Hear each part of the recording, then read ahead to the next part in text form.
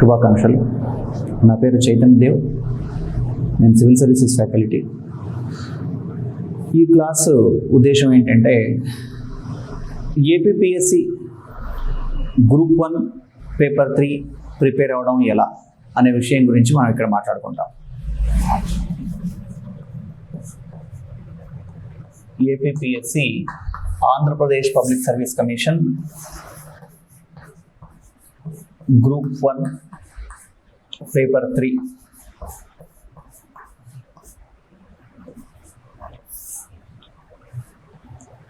మనకి Andhra Pradesh public service commission నిర్వహిస్తున్నటువంటి group 1 పరీక్షలో పేపర్ 3 చాలా కీలకమైన పేపరు.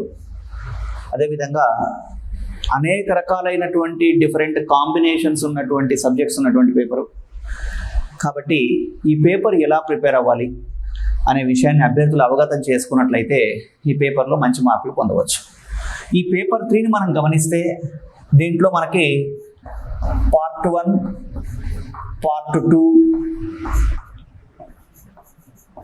పార్ట్ 3 3 భాగాలుగా మనకి ఈ పేపర్లో సిలబస్ ఇవ్వడం జరిగింది.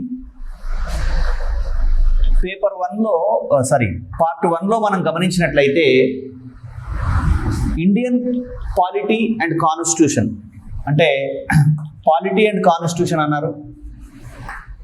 మనం దీన్నే భారత రాజ్యాంగం, రాజకీయ వ్యవస్థ అంటాం. Polity and constitution.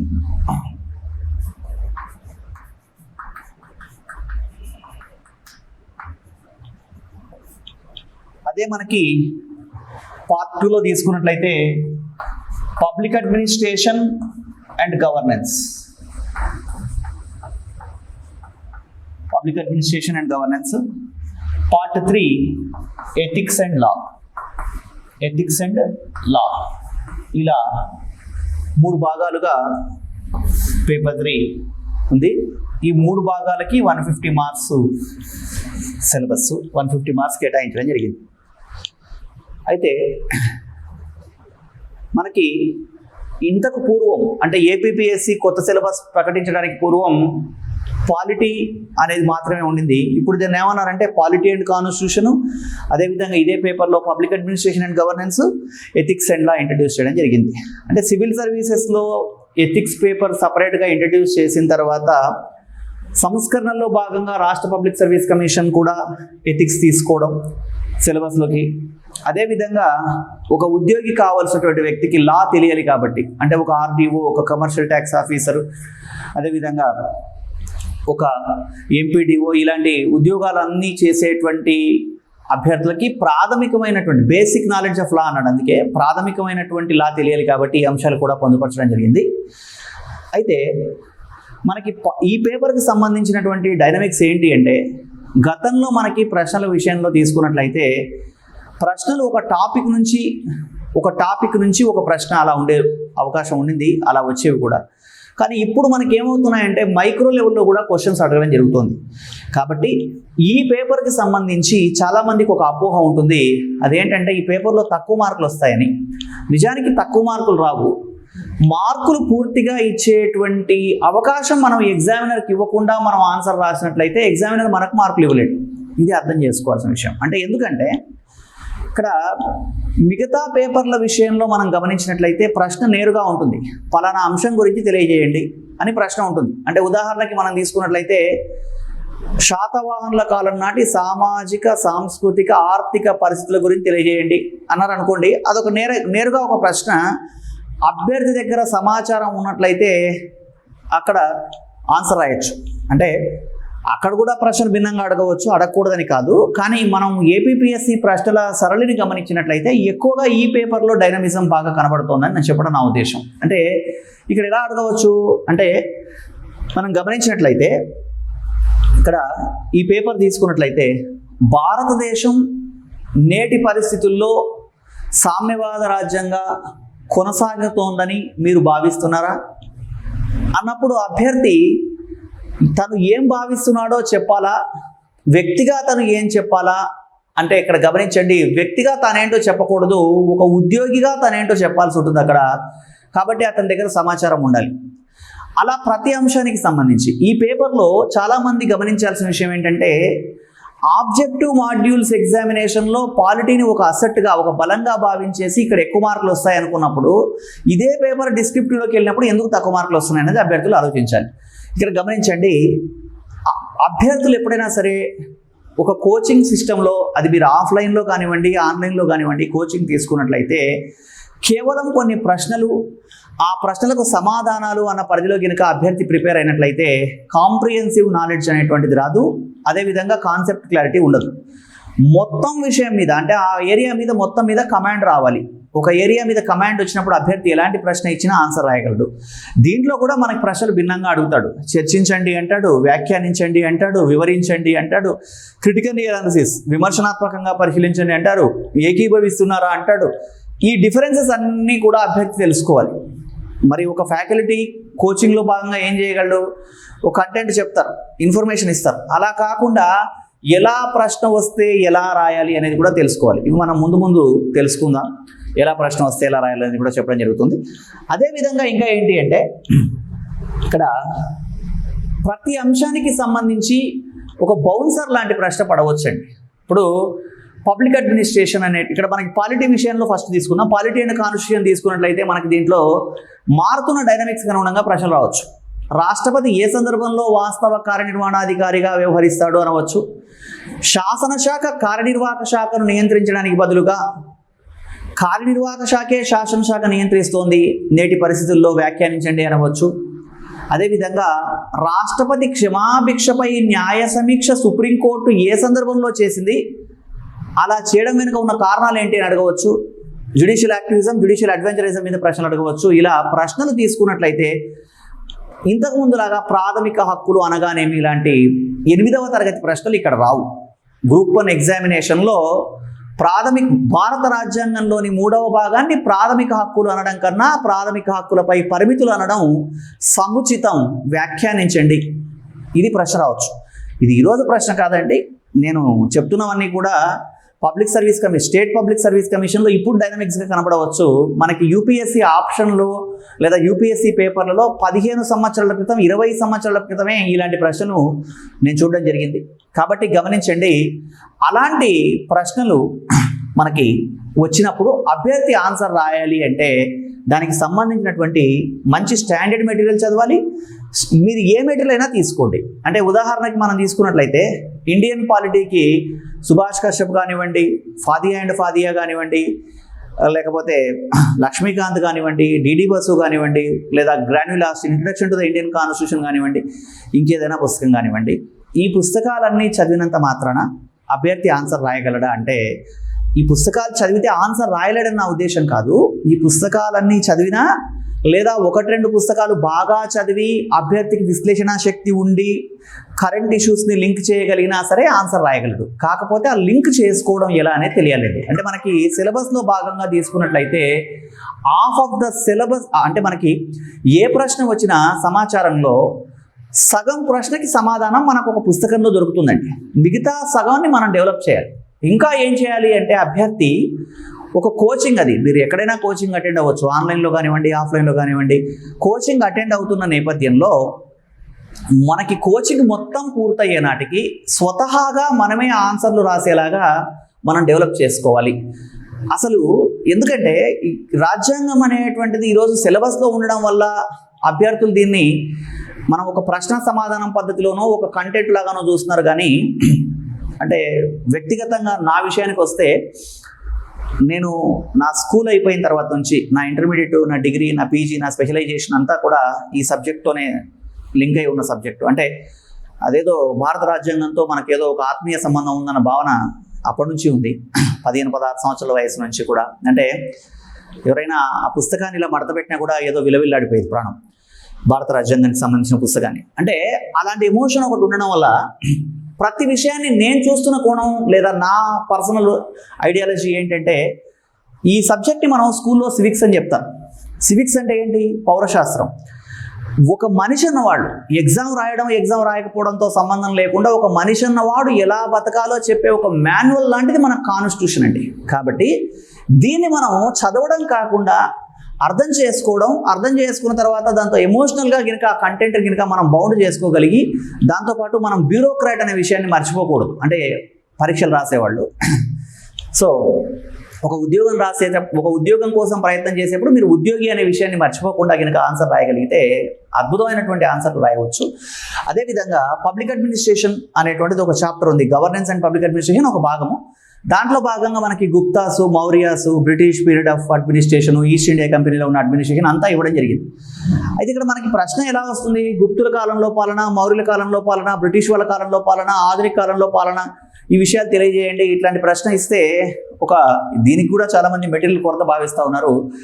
మెటీరియల్ కొరత లేదండి, మెటీరియల్ని కలెక్ట్ చేసుకోవడంలో అభ్యర్థులకు ఇబ్బందులు ఉండొచ్చు. బహుశా కావాల్సిన మెటీరియల్ అంతా కూడా మార్కెట్లో అందుబాటులో ఉంది. తెలుగు మీడియంలో ఉంది, ఇంగ్లీష్ మీడియంలో కూడా అందుబాటులో ఉంది.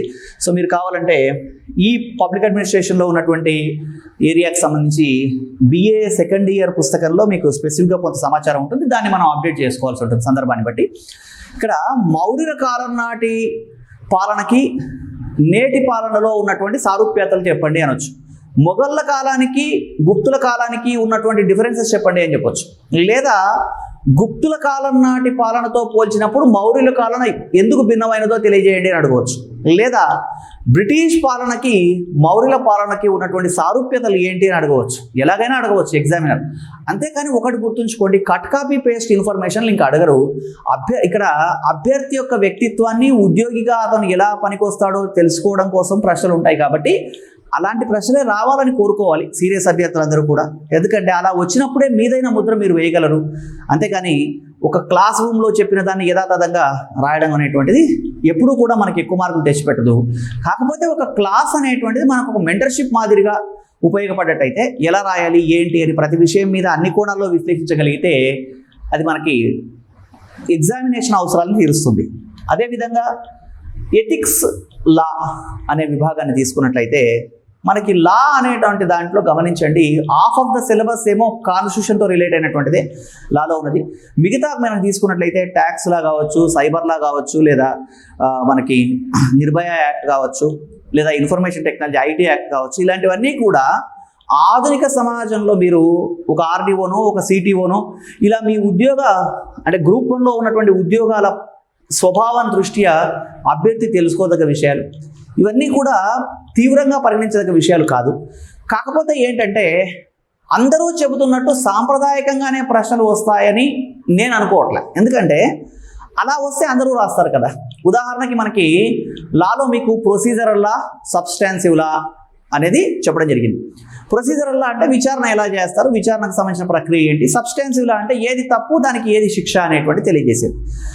ఈ నేపథ్యంలో మనకి క్రిమినల్ లా అమెండ్మెంట్ యాక్ట్ అనుకోండి, లేదా మనకి ఇంకా లాకు సంబంధించి గమనించినట్లయితే భారతదేశంలో న్యాయస్థానాల క్రమానుగత శ్రేణి మీద ప్రశ్నలు కొన్ని పుస్తకాల్లో నేను చూశాను. అంటే లా నుంచి ప్రశ్న వస్తే ఏమొస్తుందని చాలామంది ఎక్స్పెక్ట్ చేస్తున్నారంటే భారతదేశంలో న్యాయ వ్యవస్థ యొక్క క్రమానుగత శ్రేణి అంటే సుప్రీంకోర్టు నుంచి కింది కోర్టు వరకు సివిల్ సైడు, క్రిమినల్ సైడు ఏమేమి న్యాయస్థానాలు ఉన్నాయి, ఎలా ఉన్నాయో వివరించమని అడుగుతాడేమో అన్నది ఒక అజంప్షన్, అంటే ఒక ఊహ. అభ్యర్థులకి ఇలా అడిగితే ఇలా ఆన్సర్ రాయాలని కొన్ని క్వశ్చన్లు, కొన్ని మోడల్స్ మార్కెట్లో ఇవ్వడం జరిగింది. ఇది ఫస్ట్ టైం సిలబస్లో రావడం జరిగింది. కాబట్టి ఇప్పుడు 90% మంది అలాగే ప్రిపేర్ అయినప్పుడు ఎగ్జామినర్ అలాగే ఇవ్వాలని రూల్ ఏముంది? ఇక్కడ మనం గుర్తుంచుకోండి, ఇక్కడ అభ్యర్థిని పరీక్షించేటువంటి దృక్పథం ఏంటంటే ఒక పరిణితి చెందినటువంటి ఒక కాబోయే ఉద్యోగిని పరీక్షించడమే ఎగ్జామినర్ యొక్క ఉద్దేశం. కాబట్టి ఇక్కడ ఇలా రావచ్చు ప్రశ్న ఏమని అంటే procedural law violates the substantive law comment. అంటే ఇక్కడ న్యాయశాఖలో విచారణ ప్రక్రియ యొక్క జాప్యము అనేటువంటిది మనకి అంతిమంగా చట్టాన్నే దెబ్బతీస్తుందన్న కోణంలో ప్రశ్న అడిగినప్పుడు, చట్టం యొక్క లక్ష్యాన్ని దెబ్బతీస్తుంది అనే కోణంలో ప్రశ్న అడిగినప్పుడు ఏమవుతుంది అంటే అభ్యర్థి దానికి ఎలా ఆన్సర్ రాయాలో తెలుసుకోవాల్సి ఉంటుంది. అంటే ఇక్కడ మనకి ప్రతి విషయం మీద మైక్రో లెవెల్ డీటెయిల్స్ తెలియాలండి, సింపుల్గా చెప్పాలండి. అలా తెలిసిన తర్వాత వాటిని ప్రశ్న రూపంలోకి మనం మలచగలగాలి. ఇలా చేయగలిగితే మనం మంచి మార్కులు పొందవచ్చు. ఇంకొకటి, అభ్యర్థికి కండెన్స్, ఎక్స్పాండ్ చేయడం రావాలి. ఎక్కడ దేన్ని ఎంత మేరకు రాయాలో తెలియాలి. ఇవన్నీ తెలుసుకున్నప్పుడు మాత్రమే అభ్యర్థి ముందుకెళ్ళగలడు. అయితే కొంతమంది సార్ మేము గతంలో అనేక రోజుల నుంచి ప్రిపేర్ అవుతున్నాం, పాలిటీ మాకు బాగా తెలుసు, బాగా ప్రిపేర్ అయ్యాం, ఇప్పుడు మనం పబ్లిక్ అడ్మినిస్ట్రేషన్ అండ్ గవర్నెన్స్ మాత్రమే తెలుసుకోవాలి, లేదా ఎథిక్స్ అండ్ లా తెలుసుకోవాలి. కొంతమంది సివిల్ సర్వీసెస్ రాసేవాళ్ళు, సార్ మాకు ఎథిక్స్ కూడా మేము కోచింగ్ తీసుకున్నాం, లేకపోతే ఎక్కడో అటెండ్ అయ్యాం లేదా చదివాం, పాలిటీ ఆల్రెడీ తెలుసు, పబ్లిక్ అడ్మినిస్ట్రేషన్, ఇలా రకరకాలైనటువంటి ఎక్స్పెక్టేషన్స్, రకరకాలైనటువంటి ఊహలు ఉంటాయి. కాకపోతే ఒక విషయం గమనించండి, మీరు చదవాల్సినప్పుడు మీరు ఎలా ప్రిపేర్ ఇవ్వాలంటే పాలిటీ అండ్ కాన్స్టిట్యూషన్ మీద మీకు ఫస్ట్ కమాండ్ ఉండాలి. ప్రాథమికంగా పాలిటీ అండ్ కాన్స్టిట్యూషన్ అర్థం అవుతే ల్యాండ్ ఆఫ్ ద లా, రాజ్యాంగం తెలుస్తుంది కాబట్టి రూల్ ఏది రూల్ కాదేదో తెలిసిపోతుంది. అలా తెలిసినప్పుడు దీనికి కొనసాగింపుగా మనకి పబ్లిక్ అడ్మినిస్ట్రేషన్లో ఉన్నటువంటి ప్రాథమిక అంశాలు. నిజం చెప్పాలంటే గ్రూప్ 1లో పబ్లిక్ అడ్మినిస్ట్రేషన్ అనేది చాలా నామినల్. ఎందుకంటే ఒక సివిల్ సర్వీసెస్కి పబ్లిక్ అడ్మినిస్ట్రేషన్ ఆప్షనల్ని గతంలో టీచ్ చేసిన వ్యక్తిగా నాకున్నటువంటి అవగాహన ప్రకారం నేను మాట్లాడుతున్నది ఏంటంటే, పబ్లిక్ అడ్మినిస్ట్రేషన్ మీకు ఉన్నది ఒక చిన్న చాప్టర్ మాత్రమే. అసలు పబ్లిక్ అడ్మినిస్ట్రేషన్ చాలా డెప్త్గా సిలబస్లో తీసుకున్నట్లయితే మనకి ఇంకా డెప్త్గా కూడా పెట్టే ఛాన్స్ ఉండింది, కానీ తీసుకోలేదు వాళ్ళు. నామినల్గా ఎంతవరకు తీసుకోవాలో అంతవరకే, జస్ట్ నామినల్ ఒక చాప్టర్ పెట్టడం జరిగింది. అదేవిధంగా గవర్నెన్స్ విషయానికి వస్తే గమనించండి, పాలిటీ అర్థమైనప్పుడు, కాన్స్టిట్యూషన్ అర్థమైనప్పుడు దాని కొనసాగింపుగా గవర్నెన్స్ చాలా బాగా అర్థమవుతుంది. ఈ రెండూ తెలిసినప్పుడు ఎథిక్స్ మనకి రాయడం ఈజీ అవుతుంది. ఎందుకంటే నైతికత అదేవిధంగా లా, ఈ రెండు చదివాడు అనుకోండి, ఆ అభ్యర్థికి ఎంత కాంప్రిహెన్సివ్ థాట్ డెవలప్ అవుతుంది, ఆ థాట్ ప్రాసెస్ ఎలా డెవలప్ అవుతుంది, అప్పుడు ఆన్సర్లు చాలా మెచ్యూర్డ్గా ఉంటాయి. అంటే ఇప్పుడు ఫర్ ఎగ్జాంపుల్ ఒక వ్యక్తి యొక్క వ్యక్తిగత నైతికత, సామాజిక నైతికతలో భిన్నత్వం ఉండవచ్చు. అంటే ఇక్కడ మనకి దీన్నే మనకి మొరల్ ఇక్కడ మనకి ఏమని చెప్తున్నారు, నైతికత అనే దానికి సంబంధించి మనం గమనించినట్లయితే ఒక వ్యక్తిగత నైతికత అంటే ఆ వ్యక్తికి ఉండే నైతికత, సామాజిక నైతికత అంటే మొత్తం సమాజానికి ఉండే నైతికత. ఈ రెండింటిని అర్థం చేసుకున్న తర్వాత ఎథిక్స్ అండ్ మొరాలిటీ అనే ఆస్పెక్ట్లో ప్రశ్న వచ్చినప్పుడు అభ్యర్థి చాలా చక్కగా సమాధానం రాయడానికి అవకాశం ఉంటుంది. ఎప్పుడు పాలిటీ, కాన్స్టిట్యూషన్, గవర్నెన్స్ తెలిసినప్పుడు. తెలియకుండా ఇది రాయడం అనేటువంటిది మనం పర్ఫెక్ట్ ఆన్సర్ ఇచ్చినట్టు కాదు అప్పుడు. కాబట్టి గమనించండి, అంటే మనం బాహుబలి 1 చూడకుండా 2 చూస్తే అది ఎంత అద్భుతమైనటువంటి యుద్ధ సన్నివేశాలు ఉన్నా దాని పూర్వ నేపథ్యం మనకు తెలియదు కాబట్టి దాన్ని మనం సంతృప్తికరంగా పూర్తిగా ఫీల్ అవ్వడానికి అవకాశం ఉండదు. ఆ మేరకు ఆ ఎపిసోడ్ బాగానే అనిపిస్తుంది, కానీ అది కాంప్రిహెన్సివ్ అయితే కాదు. కాబట్టి చదివేటప్పుడు ఏంటంటే ఈ మొత్తాన్ని లింక్ చేసుకొని దేని తర్వాత ఏం చదవాలి అనేది ఒక ప్లాన్ తయారు చేసుకోండి. ఆ ప్లాన్ ప్రకారం వెళ్ళండి. అంటే ఇప్పుడు ఉదాహరణకి ఒక వ్యక్తి తన వ్యక్తిగత నైతికత సామాజిక నైతికతకు భిన్నంగా ఉన్నప్పుడు, అతను చట్టబద్ధమైన జీవన విధానాన్ని కలిగి ఉన్నప్పుడు అతను ఎదుర్కొనే సమస్యలు ఏంటో తెలియజేయండి అని మిమ్మల్ని అడిగాడు అనుకోండి. అంటే ఇక్కడ ఎలా అంటే, ఫర్ ఎగ్జాంపుల్ ఒక ఎక్స్ అనే వ్యక్తి ఉన్నాడు. ఆ ఎక్స్ అనే వ్యక్తి తన ఐడియాలజీ ప్రకారం తను బతుకుతాడు. అతను చట్టాలని, రాజ్యాంగాన్ని గౌరవిస్తాడు, కానీ సామాజిక నైతికతను పట్టించుకోడు. అంటే ఉదాహరణకి పెద్దల్ని గౌరవించాలి, ఒక సామాజిక నియమము, సామాజిక నైతికత. ఈ వ్యక్తి ఏమనుకుంటాడంటే అసలు పెద్దలంటే ఎవరు, మనకన్నా పొడుగ్గా ఉన్నవాళ్ళ, మనకన్నా వయసులో పెద్దవాళ్ళ, లేకపోతే మనకన్నా వాడి మానసిక వయస్సు ఎంత. ఇప్పుడు ఒక వ్యక్తి ఏమనుకుంటాడు, నా శారీరక వయస్సు ఒక 35 సంవత్సరాలు, నా యొక్క మానసిక వయస్సు ఒక 70 సంవత్సరాలు అంటాడు. మనం ఒక్కోసారి మాట్లాడుతూ ఉంటాం కదా, జనాన్ని చూసి వాడికి మెంటల్ మెచ్యూరిటీ లేదంటారు. అంటే అర్థం ఏంటి, చిన్నపిల్లలాగా బిహేవ్ చేస్తున్నారనే కోణంలో ఆలోచిస్తారు. ఒక్కొక్క వ్యక్తి యొక్క శారీరక వయస్సుకి, మానసిక వయస్సుకి చాలా తేడా ఉంటుంది. అలాంటప్పుడు ఒక 20 సంవత్సరాలు 25 సంవత్సరాల వయస్సు మధ్య ఉన్న వాడి యొక్క మానసిక వయస్సు చాలా అసాధారణమైనటువంటి జ్ఞానం వల్ల చాలా ఎక్కువ ఉందనుకోండి. అలాంటప్పుడు ఆ వ్యక్తి తనేమనుకోవచ్చు, అహంభావం కావచ్చు, అహంకారం అని కావచ్చు, ఇంకేదైనా అనుకోవచ్చు. సమాజం ఆ వ్యక్తి ఏమనుకోవచ్చు అంటే, నేను మానసికంగా ఇతనికన్నా పెద్ద అన్నప్పుడు నేను గౌరవించాల్సిన అవసరం ఏంటనుకోవచ్చు. దాన్ని సమాజం అహంకారం అనుకోవచ్చు, ఎలాగైనా అనుకోవచ్చు. కానీ అతని వల్ల సమాజానికి ఎప్పుడు ఇబ్బంది కలగకుండా ఉండవచ్చు చట్టాన్ని గౌరవించినట్లయితే. ఇలాంటి వ్యక్తి ఎగ్జిస్టెన్స్ ఏంటి? ఒకవేళ కనుక వ్యక్తిగత నైతికత సామాజిక నైతికతకు భిన్నంగా ఉన్నవాడు ఒకవేళ చట్టాన్ని గౌరవించకపోతే వాడు తీవ్రవాదిగానో ఉగ్రవాదిగానో తయారయ్యే అవకాశం ఉంది, లేదా సమాజం నుంచి ఎలిమినేట్ అయ్యే అవకాశం కూడా ఉంది. కాబట్టి ఇవన్నీ కూడా విస్తృతంగా చదవాలి. అంటే ఇప్పుడు మనకు పాలిటీకి ఒక రెఫరెన్సెస్ చదువుకోవాలి, అదేవిధంగా గవర్నెన్స్, పబ్లిక్ అడ్మినిస్ట్రేషన్ సంబంధించి కూడా చదువుకోవాలి. అంటే పాలిటీ అంటే మనం అందరూ చదువుకునే జనరల్గా ఉండేటువంటి పుస్తకాలన్నీ చదివి, అంటే మన లక్ష్మీకాంత్, డేడి బసు, ఫాదియా, సుభాష్ కశ్యప్ ఇవి చదివిన తర్వాత అంటే ఇవన్నీ చదవాలని కాదు, అవసరమైన మేరకు అవసరమైన టాపిక్, ఒక్కొక్క దాంట్లో ఒక్కొక్క టాపిక్ బాగుంటుంది, అవన్నీ చదువుకోవాలి. చదువుకొని కొత్తగా విషయాలు ఉన్నవి లింక్ చేసుకోవాలి. పబ్లిక్ అడ్మినిస్ట్రేషన్ కూడా మనకు లక్ష్మీకాంత్ కాంట్రిబ్యూషన్ ఉంది, అది కూడా మీరు చూసుకోవచ్చు. అది కూడా చదువుకోవాలి. గవర్నెన్స్కి సంబంధించినటువంటివి కూడా ఎక్కడికక్కడ అప్డేట్ చేసుకోవాల్సి ఉంటుంది. ఇవన్నిటి తర్వాత ఎథిక్స్ అండ్ లాకి సంబంధించి మనకి లాలో కేస్ స్టడీలకు ఎక్కువ ఇంపార్టెన్స్ ఇవ్వాలి. ఎథిక్స్కి సంబంధించి ఏంటంటే మనకి నిజం చెప్పాలంటే అది యూపీఎస్సీలో అయితే పెద్ద పేపర్ అంటే అక్కడ ఒక ఫుల్ పేపరు, ఇక్కడ ఒక చాప్టర్ మనకి 10 మార్కులు ఎక్స్పెక్ట్ చేయొచ్చు. కాబట్టి ఇక్కడ ఎథిక్స్కి సంబంధించినటువంటి ఒక భాగం ఇది. ఒక చాప్టర్లో నుంచి 10 మార్కులు అంటే 4 చాప్టర్లు ఉంటే 40 మార్కులు ఎక్స్పెక్ట్ చేయొచ్చు అలా. కాబట్టి ఇక్కడ గమనించండి, ఈ విభాగానికి సంబంధించి అభ్యర్థి నిజం చెప్పాలంటే చాలామంది ఏమంటారంటే వాళ్ళ ఎక్స్పీరియన్సెస్, వాళ్ళ అనుభవాలు, వాళ్ళు చూసిన ప్రపంచం ఆధారంగా చెప్తారు. ఇప్పుడు నాకు తెలిసిన ప్రపంచం ఆధారంగా నాకున్న అవగాహన ద్వారా నేను కొన్ని విషయాలు కమ్యూనికేట్ చేస్తున్నాను.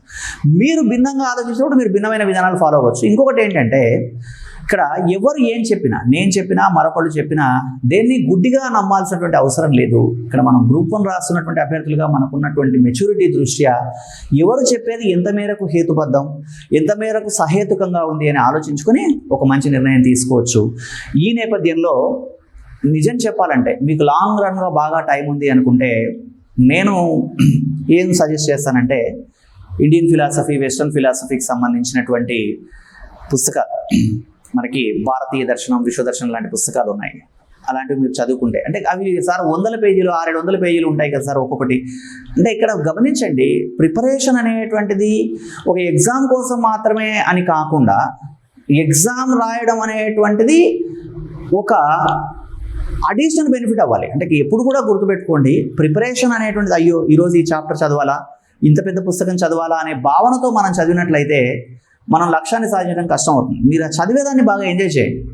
అంటే ఆ పుస్తకాన్ని చదివి ఓహో ఇలా చెప్పాడా, ప్లేటో ఐడియాలజీ ఇలా ఉందా, అరిస్టాటిల్ ఇలా చెప్పాడా, సోక్రటీస్ ఇలా చెప్పాడా, జిడ్డు కృష్ణమూర్తి ఇలా చెప్పాడా, మహాత్మా గాంధీ ఐడియాలజీ ఇలా ఎందుకు ఉండింది, ఇలా అర్థం చేసుకున్న తర్వాత మనకంటూ ఒక థాట్ ప్రాసెస్ స్టార్ట్ అవుతుంది. అలా లేదు సార్ మనం గ్లోబలైజేషన్లో ఉన్నాం, ప్రపంచీకరణలో ఉన్నాం, అవన్నీ మనం చదవలేము, నో డౌట్. అది ఒక ఆస్పెక్ట్. మనం దానికోసం ఏం చేయాలి, ఒక మంచి మెంటర్ అన్నా ఉండాలి, ఒక గైడ్ అన్నా ఉండాలి, ఒక కోచింగ్ అయినా తీసుకోవాలి, ఇలాంటివి ఏవైనా చేయొచ్చు. ఇక్కడ అంటే మళ్ళీ సార్ ఫైనల్గా ఇదంతా చెప్పేసి మీరు దీనికి సంబంధించి ఏదైనా ఒక ప్రోడక్ట్ అమ్మడం లాంటిది ఏదైనా చేస్తున్నారా అంటే ఇక్కడ గమనించండి, ఒక ఫ్యాకల్టీగా నేను ఒక కోర్సు స్టార్ట్ చేయడానికి ముందు ఆ కోర్సును ప్రమోట్ చేయాలి ప్రాథమికంగా. కాబట్టి ఈ పేపర్కి సంబంధించినటువంటి కోచింగ్ స్టార్ట్ చేస్తున్నాం కాబట్టి ఇవన్నీ చెప్పాను. ఇవన్నీ చెప్పడంతో పాటుగా నేను ఇంకొక విషయం కూడా మీతో చెప్తున్నాను. అదేంటంటే మీరు ఈ కోర్సు స్టార్ట్ అయిన తర్వాత ఈ కోర్సులో అడ్మిషన్ తీసుకోవచ్చు, వీటికి సంబంధించి అటెండ్ అవ్వచ్చు. లేదు సార్ మేము దీంట్లో ఆల్రెడీ మేము ప్రిపేర్ అయి ఉన్నాం, మాకు అన్నీ తెలుసు అనుకున్న వాళ్ళు ఎప్పుడు అంటే భిన్నమైనటువంటి సంస్థల ద్వారా, భిన్నమైన సామాజిక మాధ్యమాల్లో ఆల్మోస్ట్ ప్రతి 2-3 రోజులకి ఏదో ఒక కార్యక్రమం అంటే ఏదో ఒక సందర్భంలో ఒక విషయం మీద అవగాహన ఏర్పరచడం జరుగుతూ ఉంటుంది. దానికి సంబంధించిన క్లాసులు యూట్యూబ్లో అప్లోడ్ అవుతూ ఉంటాయి. అవి మీరు చూడొచ్చు. ఆ మేరకు మీరు వాల్యూ యాడ్ చేసుకుంటూ వెళ్ళొచ్చు అంతే. కాబట్టి ఇక్కడ గమనించండి, ఏది జరిగినా కూడా టైం చాలా వాల్యుబుల్. కాబట్టి ఈ టైంలో మీరు ఒక మంచి నిర్ణయం తీసుకోండి, మంచి పుస్తకాలు చదవండి. ఇక్కడైనా కాదు ఎక్కడైనా సరే మంచి కోచింగ్ అటెండ్ అవ్వండి. లేదు మీరు సొంతంగా ప్రిపేర్ అవుతామంటే అది కూడా మీరు చూసుకోండి, దాంట్లో ఉండేటువంటి పాజిటివ్స్ నెగిటివ్స్ చూసుకోండి. ఇవన్నీ చూసుకొని ఒక మంచి నిర్ణయం తీసుకొని మీరు గ్రూప్ 1 లాంటి ఒక ఉద్యోగంలో మంచి స్థాయిలో ఉండాలని నేను మనస్ఫూర్తిగా ఆకాంక్షిస్తున్నాను. ఎందుకు ఇవన్నీ చెప్పడం జరుగుతుందంటే ఇక్కడ గమనించాల్సిన విషయం, ఈరోజున్న పరిస్థితుల్లో ఒక వ్యక్తి ఒక ప్రభుత్వ ఉద్యోగం పొందడాన్ని చాలా సెక్యూరిటీగా భావించడం మాత్రమే కాదు, ఒక సోషల్ రెస్పాన్సిబిలిటీ, ఒక ఇండివిజువల్ సెక్యూరిటీ. ఇవన్నిటితో పాటు మీరు ఒక గ్రూప్ 1 స్థాయి ఉద్యోగి అయినప్పుడు ప్రతిరోజు కుటుంబంలో మీరు వెలుగుని, ఆనందాన్ని నింపగలరు. అంటే మీ సంతకం, ఒక్కొక్క సంతకం కూడా ఒక కుటుంబానికి చాలా మేలు చేకూర్చేదిగా ఉంటుంది. అది మనకి ఒక క్యాబిన్లో కూర్చొని పనిచేసి కంప్యూటర్ ముందు పనిచేస్తే కలిగేటువంటి ప్రయోజనం కన్నా భిన్నమైనది. అంటే అక్కడ నా ఉద్దేశం ఓ సాఫ్ట్వేర్ ఇంజనీర్ చేస్తున్న పని తక్కువ అని కాదు. అక్కడ మీరు ఒక క్యాబిన్లో పనిచేస్తూ ఏ విదేశీ కంపెనీకో మీరు సేవలు అందిస్తున్నప్పుడు ఒక తెలివైనటువంటి వ్యక్తి, సాధారణంగా కాంపిటేటివ్ ఎగ్జామినేషన్ ప్రిపేర్ అయ్యే వాళ్ళందరూ కూడా తెలివైన వాళ్ళు లేదా తెలివైన వాళ్ళు అనే దానికన్నా ఎక్కువ ఉత్సాహవంతులు ఉంటారు వాళ్ళు అకాడమిక్స్లో ఎలా ఉన్నప్పటికీ. ఇలాంటి వాళ్ళ సేవలు సమాజానికి అందాలన్నప్పుడు వాటిని మీరు నిర్మాణాత్మకంగా వెచ్చించినట్లయితే మీ సమయాన్ని కొంచెం క్యాలిక్యులేటెడ్గా ఎలా వెళ్ళాలి అనేది చూసుకొని క్యాలిక్యులేటెడ్గా మీ టైము బ్యాలెన్స్ చేసుకుంటూ వెళ్ళగలిగితే మీరు ఒక మంచి సామాజిక స్థాయికి వచ్చినప్పుడు ఏమవుతుందంటే ప్రతిరోజు ఒక కుటుంబాన్ని కొంత ఆనందపరిచినట్టు అవుతుంది.